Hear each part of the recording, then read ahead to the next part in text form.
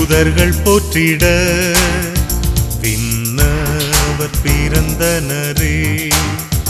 வானில் தூதர்கள் போற்றிட விண்ணவர் பிறந்தனரே.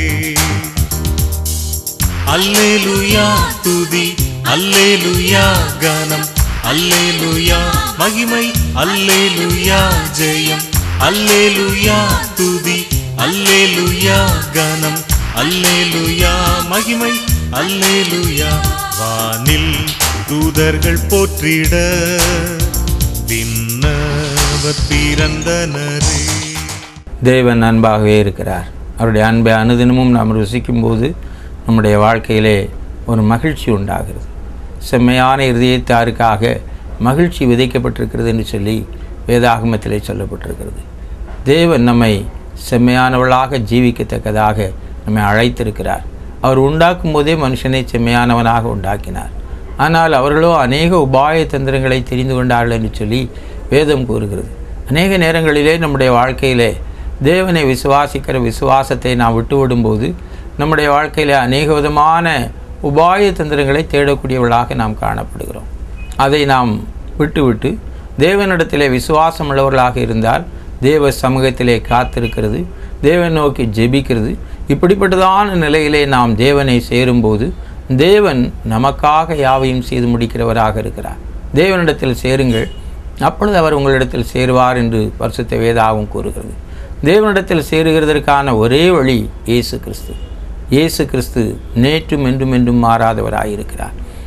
தேவன் தம்முடைய ஒரே பேரான குமாரனை விசுவாசிக்கிறவன் எவனோ அவன் கெட்டு போகாமல் நித்திய ஜீவனை அடையும்படிக்கு அவரை தந்திரளி இவ்வளவாய் நம்மிடத்தில் அன்பு கூர்ந்திருக்கிறார்.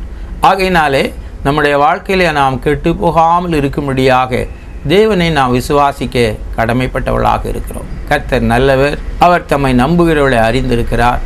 அவர் இக்கட்டு நாளிலே அரணான கோட்டை. உங்களுடைய வாழ்க்கையிலே நீங்கள் தேவனை நம்புகிறதை தேவன் அறிந்திருக்கிறார். நீங்கள் நம்புகிறதான நிலையிலே நீங்கள் அதற்கு தக்கதாக நீங்கள் நடக்கும்போது தேவனுடைய வல்லமையான செயல்களை நிச்சயமானபடி நீங்கள் காண முடியும். அப்பொழுது உங்களுடைய வாழ்க்கையிலே உங்களுடைய நம்பிக்கையினாலே நீங்கள் ஒரு கன்மலையை போல உறுதியாயிருப்பீர்கள். வேதாகமத்திலே கர்த்தரை நம்புகிறவர்களை குறித்ததான ஒரு வசனம் சொல்லப்பட்டிருக்கிறது. அதை நான் உங்களுக்கு எடுத்து வாசிக்க நான் ஆசைப்படுகிறேன். சங்கீதங்களின் புஸ்தகம் 125 சங்கீதம் 1 வசனம். கர்த்தரை நம்புகிறவர்கள் என்றென்றைக்கும் அசையாமல் நிலைத்திருக்கும் சீயோன் பர்வதத்தை போல் இருப்பார்கள் என்று சொல்லப்பட்டிருக்கிறது. ஒரு பர்வதம் எப்படி இருக்குமோ அதுபோல கர்த்தரை நம்புகிறவர்கள் இந்த உலகத்திலே பலவிதமான சூழ்நிலைகளின் நடுவிலும் பலவிதமான காரியங்களின் நடுவிலும் அசையாமல் இருப்பார்கள். தேவனை மாத்திரம் சார்ந்து தேவனிடத்திலே மாத்திரம் தன்னுடைய காரியங்களை எல்லாம் சொல்லி கர்த்தர் தங்களுக்காக யாவையும் செய்வார் என்று சொல்லி எதிர்பார்த்து கர்த்தருடைய கிரியைகளை காண்பார்கள். எனக்கு அருமையானவளே, நம்முடைய தேவன் ஜீவனுள்ள தேவன். அவர் வானத்தையும் பூமியையும் சமுத்திரத்தையும் அவைகளில் உண்டாயிருக்கிற எல்லாவற்றையும் உண்டாக்கின தேவன். அவரை ஒரு நாளும் நாம் சிருஷ்டிக்க முடியாது. அவர்தான் நம்மை சிருஷ்டித்தார். நம்மை சிருஷ்டித்ததான அவர் நம்மிடத்தில் அன்புள்ளவராக இருக்கிறார். நாம் ஒரு சிறிய பொருளை, ஒரு சிறிய செடியை நாம் வைத்து வளர்க்கும்போது அதிலிடத்திலே நாம் எவ்வளவு அன்புள்ளவர்களாக இருக்கிறோம். அல்லவென்றால் ஒரு பிராணியை வைத்து நாம் வளர்க்கும்போது அதனிடத்திலே நாம் எவ்வளவு அன்புள்ளவர்களாக இருக்கிறோம். நம்முடையதான சில சிருஷ்டிப்புகள், பொருள்கள், இவைகளிலே நாம் வைத்திருக்கிறதான அன்பை போல தேவன் நம்மை உண்டாக்கினபடினால், தேவன் நம்மை சிருஷ்டித்தபடினால் அவர் நம்மிடத்தில் அன்பாக இருக்கிறார். அந்த அன்பை நம்முடைய வாழ்க்கையிலே நாம் ருசிக்கும் போது தேவனிடத்தில் அன்பு கூறுகிறவர்களாக நம்முடைய வாழ்க்கையிலே தீமையை வெறுத்து விடுகிறோம். தேவனிடத்தில் அன்பு கூறுகிறவர்களே தீமையை வெறுத்து விடுங்கள் என்று சொல்லி வேதம் கூறுகிறது. நம்முடைய வாழ்க்கையிலே நாம் தீமையை வெறுத்து நன்மையை பற்றி கொள்ளுகிறதனுடைய மூல காரணம் என்னவென்றால் கர்த்தர் நல்லவர், தீமையை பார்க்க மாட்டாத சுத்தக்கண்ணன். ஆகையினாலே நாம் தீமை செய்யக்கூடாது என்று சொல்லி தேவனை நாம் சார்ந்து கொண்டு தேவனுக்காக நாம் நன்மை செய்கிறவர்களாக இருக்கிறோம். சில நேரத்திலே சிலர் நன்மை செய்ய வேண்டும் என்று சொல்லி நினைத்து தீமைகளை செய்கிறார்கள். அறியாமையினாலே அவர்கள் செய்கிறார்கள். அவர்கள் தாங்கள் செய்கிறது இன்னதென்று அறியாமல் இருக்கிறார்கள். அவர்கள் தீமையை செய்கிறதுனாலே பின்னால் அவர்களுக்கு உண்டாகிறதான விளைவுகளும் தீமையாகவே இருக்கிறது. நன்மை செய்தால் மேன்மையிலேயோ என்று சொல்லி தேவன் சொல்லுகிறார். நம்முடைய வாழ்க்கையிலே நன்மை செய்யும்படியாக தேவன் நம்மை சிருஷ்டித்திருக்கிறார். இந்த உலகத்திலே தேவனுடைய ஆவியினால் நடத்தப்படுகிறதனுடைய மேன்மை என்னவென்றால், நம்முடைய வாழ்க்கையிலே தேவனுடைய சமாதானம், தேவனால் உண்டாகிறதான ஆறுதல், தேவனால் உண்டாகிற சந்தோஷம், தேவனால் உண்டாகிறதான ப்ரொவிஷன்ஸ் அல்லவென்று சொன்னால் நமக்கு கிடைக்க வேண்டியதான காரியங்கள் அனைத்தும் அந்தந்த நேரத்திலே தேவன் நமக்கு கொடுக்கிறார். நாம் பெற்றுக்கொள்ளுகிறதற்காக நாம் தேவனை தேடக்கூடாது. நாம் பெற்றுக்கொண்டதற்காக தேவனை ஸ்தோத்திரித்து நாம் பெற்றுக்கொள்ள வேண்டிய காரியங்கள் இன்னதென்று அறிந்து நாம் பெற்றுக்கொள்ள வேண்டியவர்களை பெற்றுக்கொள்ளும்படியாக முற்படும்போது நம்முடைய வாழ்க்கையிலே நாம் அனுபவிக்கத்தக்கதான சகலவிதமான நன்மைகளையும் சம்பூர்ணமாய் கொடுக்கிற தேவனை நாம் அறிந்தவர்களாக நாம் இருந்து நம்முடைய வாழ்க்கையிலே தேவனை நம்புகிறதான நம்பிக்கையிலே நாம் அசையாத ஒரு பர்வதத்தை போல இருந்து கர்த்தர் எனக்கு சகாயர், மனுஷன் எனக்கு என்ன செய்வான் என்று சொல்ல முடியும். அது மாத்திரமல்ல, சத்துருக்களுக்கு முன்பதாக எனக்கு ஒரு பந்தியை ஆயத்தப்படுத்தி என் தலையை எண்ணெயால் அபிஷேகம் பண்ணுகிறீர் என்று சொல்ல முடியும். அப்படிப்பட்டதான நிலையிலே தேவனும் செயல்படுகிறார். நம்முடைய வாழ்க்கையிலே தேவன் செயல்படுகிறதான அந்த செயல்பாடு போதும் என்று சொல்லக்கூடியதான அளவிலே இந்த உலகத்தில் எல்லா காரியங்களிலும் நாம் செய்ய வேண்டியவர்களை செய்யவும் செய்ய வேண்டாதவர்களை செய்யாதிருக்கவும் ஒரு கிருபைக்குள்ளாக நாம் கடந்து போகும்படியாக நம்மை நடத்தும். ஆகையினால் எனக்கு அருமையான தேவனுடைய பிள்ளைகளே, இந்த கால வேளையிலே நீங்கள் உங்களுடைய வாழ்க்கையிலே கர்த்தரை நம்புகிறதான நம்பிக்கையை சற்று நீங்கள் நிதானித்து பாருங்கள். காரியத்துக்காக கர்த்தரை நம்புகிறவர்கள் அவர்கள் சியோன் பர்வதத்தைப் போல அவர்கள் காணப்பட முடியாது. சிலர் தங்களுடைய காரியங்களுக்காக தேவனை தேடுகிறார்கள். சிலர் தேவனையே சார்ந்து தேவனையே தேடி தேவனுடைய ஆலோசனையின்படியாக நடக்கும்படியாக முற்படுகிறார்கள். அவரை தேடுகிறது வேறு, அவரை நம்முடைய காரியத்துக்காக தேடுகிறது வேறு. நாம் அவரை மாத்திரம் தேடி அவரை நாம் பின் சொல்லுவோமே ஆனால் அவர் நம்முடைய வாழ்க்கையிலே புல்லுள்ள இடங்களிலே மேய்ப்பார், அமர்ந்த தண்ணீரண்டையிலே கொண்டு போய் விடுவார், சத்துருக்களுக்கு முன்பதாக ஒரு பந்தியை ஆயத்தப்படுத்துவார், நம்முடைய தலையை எண்ணெயால் அபிஷேகம் பண்ணுவார், அவருடைய கோலும் அவருடைய தடியும் நம்மை தேற்றும்.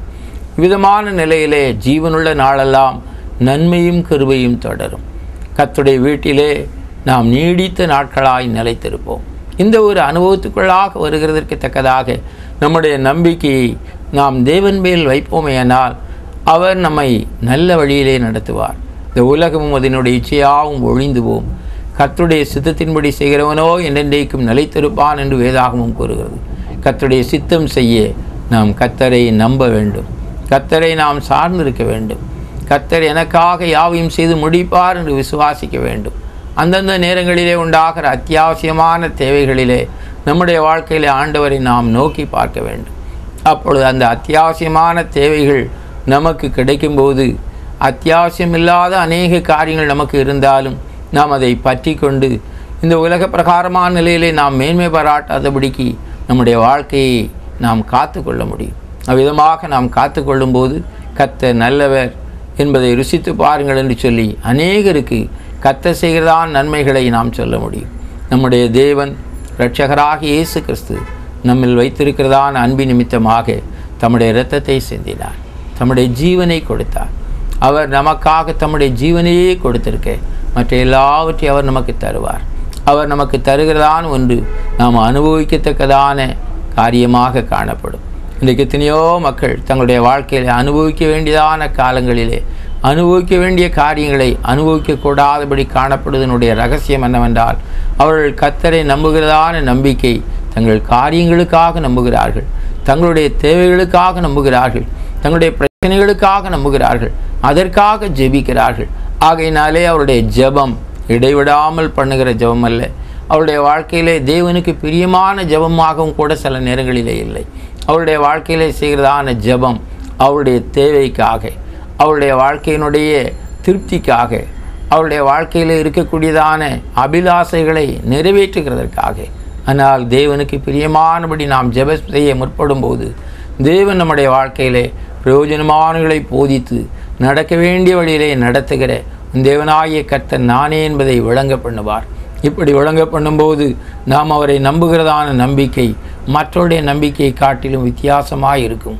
அப்பொழுது நாம் அசையாதபடி சியோன் பர்வதத்தை போல நாம் நிலைத்திருப்போம். அப்படிப்பட்டதான கிருபையிலே தேவன் நம்மை நிறுத்தி நம்மை நடத்தி நம்மை ஆசீர்வதிப்பாராக. உங்களுடைய தேவைகள் எல்லாவற்றையும் தேவன் சந்திப்பார். தேவன் உங்களை அதிசயமாய் நடத்துவார். கர்த்தர் உங்களுடைய வாழ்க்கையிலே செய்கிற அதிசயங்களையும் வல்லமைகளையும் நீங்கள் அனுபவிக்க முடியும்.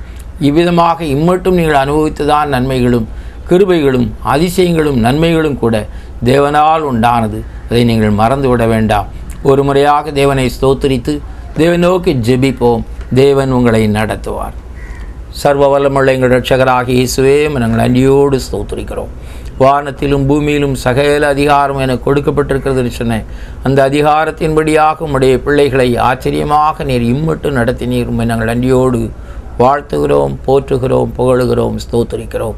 இன்னும் இனிமேலும் நீர் எங்களுடைய தேவன் என்று சொல்லும்படியாக உம்முடைய பிள்ளைகள் ஆண்டவரை உம்மை அறிந்து கொள்ள, உம்மை அண்டிக் கொள்ள, உம்மை நம்ப, உம்மை சார்ந்து கொள்ள, தொடர்ந்து உமக்கு பிரியமானவர்களை செய்ய ஆண்டவரே உம்முடைய பிள்ளைகளுக்கு உதவி செய்வீராக. உம்முடைய பிள்ளைகள் உமக்கு பிரியமானவர்களாக இருக்கும்போது அவருடைய ஜெபங்கள் கேட்கப்பட, அவருடைய வாழ்க்கையிலே இன்னும் அநேக அதிசயங்களை அவர்கள் காண்பார்கள் என்று நான் அறிந்திருக்கிறேன். ஆகையினாலே உம்முடைய பிள்ளைகளுக்காக ஜெபிக்கிறேன். நீர் அதிசயங்களை காணும்படியாக, அவர்கள் உம்மை நம்பும்படியாக, உம்மை சார்ந்து கொள்ளும்படியாக இந்த வேளையிலுமாக என்னோடு கூட ஒருமித்து ஜெபிக்கிற மக்களுடைய வாழ்க்கையிலே அதிசயங்களை காண பண்ணுவீராக. இக்கட்டுகளிலே இருந்து நீர் அவர்களை விடுவீராக. எல்லா காரியங்களிலும் கர்த்தரை துதியுங்கள், அவர் நல்லவர் என்று சொல்லும்படியாக உம்மை துதிக்கும்படியான கிருபையை கொடுத்து அதிசயங்களை காண பண்ண வேண்டும் என்று ஜெபிக்கிறேன்.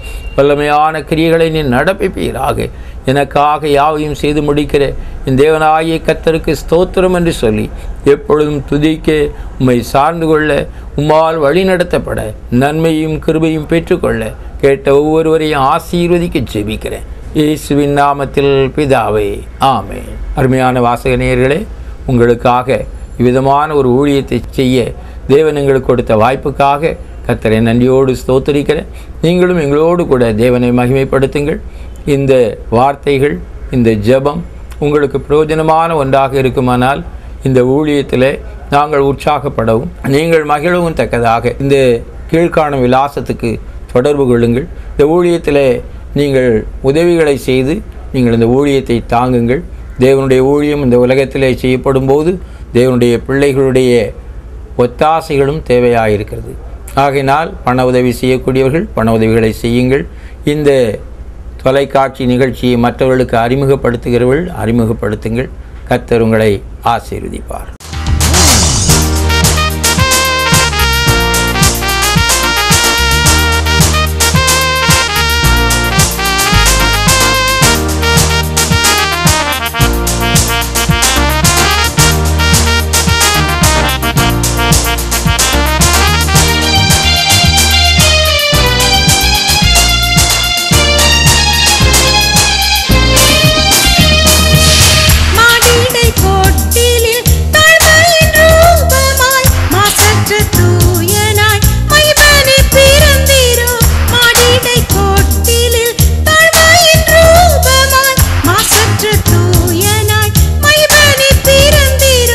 அல்லேலூயா துதி, அல்லேலூயா கனம், அல்லேலூயா மகிமை, அல்லேலூயா ஜெயம், அல்லேலூயா துதி, அல்லேலூயா கனம், அல்லேலூயா மகிமை, அல்லேலூயா. வானில் தூதர்கள் போற்றிட, விண்ணவர் பிறந்தனர்,